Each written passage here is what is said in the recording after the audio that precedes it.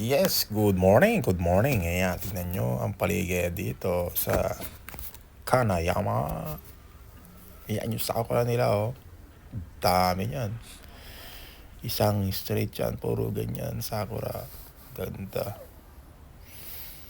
Nung last na punta ko, wala pa yan eh. Ngayon, bigla nagkaroon eh, oh. Grabe. Pero puti na siya. Ang maganda niyan yung pink eh. Puti na siya, ibig sabihin yan, pa-fall na yan. Pag na-fall yan, wala na. Fall ka na. Wala ka na gagawa. Yan, naglalakad na kasi. Dami na naman mga mag-partners dito. Just kulod. Inggit na naman silong kapan. Yan, ito yung lagi kong pinupuntahan na gazebo dito. Diyan ako natambay. Maraming tao ngayon eh. Yan. Gulat nga ako sa sobrang daming tao eh. Nakakatuwa. Masaya yung lugar ngayon.